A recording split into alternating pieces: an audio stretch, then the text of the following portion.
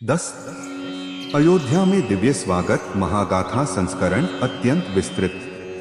14 वर्षों का वनवास, धूल धूप पग पग पर चुनौतियां, राक्षसों से युद्ध, सीता वियोग, लंका विजय और अंततः धर्म की पुनर्स्थापना। इन सब के बाद जब श्री राम अपने नगर अयोध्या की ओर लौट रहे थे तो आकाश, पृथ्वी और दिशाएं एक अद्भुत उत्साह से भर उठी। वह दृश्य साधारण नहीं था, मानो स्वयं प्रकृति इस दिव्य क्षण के लिए सदियों से प्रतीक्षा कर रही हो। अयोध्या में सुबह की पहली किरण और साथ में खुशखबरी। अयोध्या की उस सुबह का वर्णन ही अनोखा था। सूरज की पहली किरण सोने सी चमक लेकर आई, मानो वह भी जानती हो कि आज कुछ महान होने वाला है। शहर के द्वार पर एक धावक पहुंचा। उसकी सांसें तेज थीं और उसके चेहरे पर अवर्णनीय प्रसन्नता। उसने ऊंची आवाज में पुकारा, सुनो सुनो, प्रभु श्री राम लौट रहे हैं, अयोध्या के राजा आ रहे हैं। क्षण भर में पूरे नगर में यह आवाज बिजली की तरह फैल गई। लोगों की आंखों में नींद गायब हो गई और उनकी जगह एक नई चमक ने ले ली। हर घर में उत्सव की तैयारी। स्त्रियां भागकर अपने अपने आंगन से झाड़ू ले आईं, धूल हटाकर भूमि को स्वच्छ किया और फिर चावल से सुंदर अल्पनाएं और रंगोलियां बनाई। बच्चे अपने अपने घरों से फूलों की टोकरियां लेकर सड़कों के दोनों ओर पंक्तिबद्ध हो गए। युवक दीपक सजाने लगे। कोई मिट्टी का दीप जला रहा था, कोई घी का, कोई घर की चौखट पर एक पंक्ति बनाकर दीपों को ऐसे रख रहा था मानो चंद्रमा धरती पर उतर आया हो। गीतों की लहरें पूरे नगर में फैलने लगी। कहीं महिलाएं मंगलगान गा रही थीं, कहीं बच्चे जय श्री राम का नाद कर रहे थे। प्रकृति का उत्सव, देवताओं का स्वागत। सिर्फ मनुष्य ही नहीं, प्रकृति भी राम की वापसी का उत्सव मना रही थी। पक्षी एक साथ उड़कर आकाश में एक सुंदर आकृति बनाने लगे। हवा में मधुर सुगंध फैल गई, जैसे चंपा, चंदन और केसर मिलकर नया इत्र बना रहे हों। आकाश में बादल भी जैसे शांत हो गए, मानो वे भी प्रभु के स्वागत में खड़े हों। भरत का विरह और प्रेम का सर्वोच्च मिलन। 14 वर्षों से भरत के जीवन में एक ही धड़कन थी, कब लौटेंगे प्रभु राम। वे सुबह उठते ही जंगल की दिशा में देखते और रात में सोते समय राम की खड़ाओं को प्रणाम करके सोते।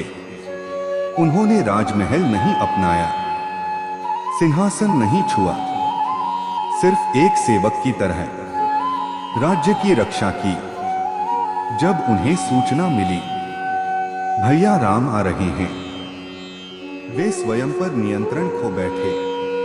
उनकी आंखों में खुशी के आंसू थे।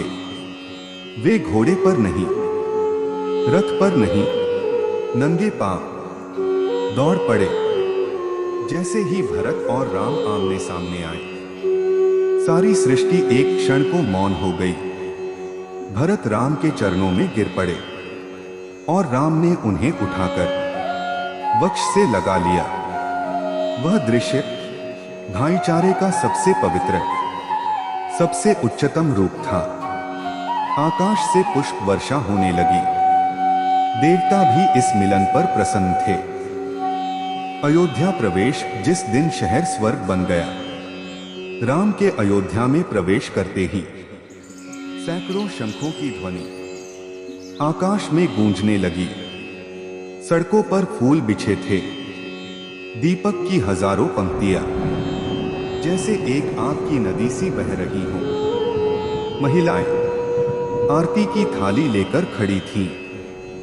बच्चे पुष्पवृष्टि कर रहे थे, बुजुर्ग झुककर प्रणाम कर रहे थे। कोई कह रहा था, मेरे प्रभु लौट आए। कोई रो रहा था, आज मेरी अयोध्या धन्य हो गई। राम जैसे ही नगर के बीचों बीच आए, अयोध्या अपनी चरम सुंदरता पर पहुंच गई। एक दिव्य प्रकाश पूरा नगर ढक चुका था। सीता माता का सम्मान, मातृत्व की विजय। सीता माता को देखकर अयोध्या की महिलाओं का हृदय पिघल गया।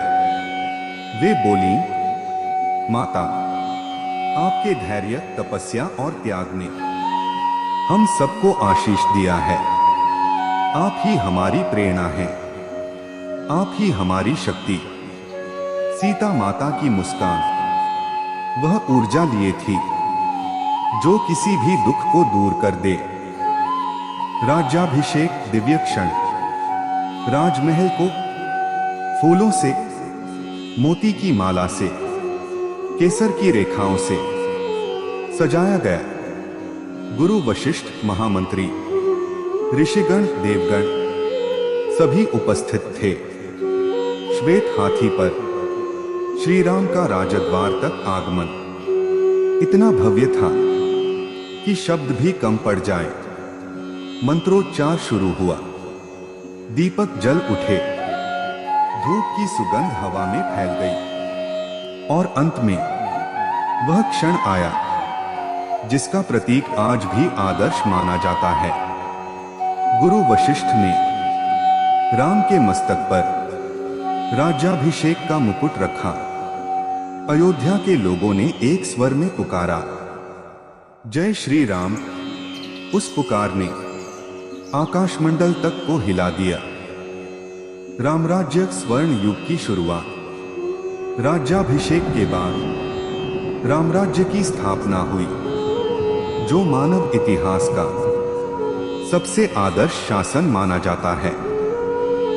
रामराज्य में कोई गरीब नहीं था, कोई भूखा नहीं था, कोई दुखी नहीं था। हर जीव सुरक्षित था। व्यापार ईमानदारी से होता था।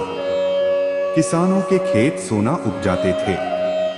न्याय समय पर मिलता था। स्त्रियों को सर्वोच्च सम्मान मिलता था। बच्चे सुरक्षित और शिक्षित थे। लोग प्रेम और विश्वास से रहते थे। राम के शासन में धर्म राजा था, राम उसका पालन करता। दीपावली, रोशनी का शाश्वत पर्व।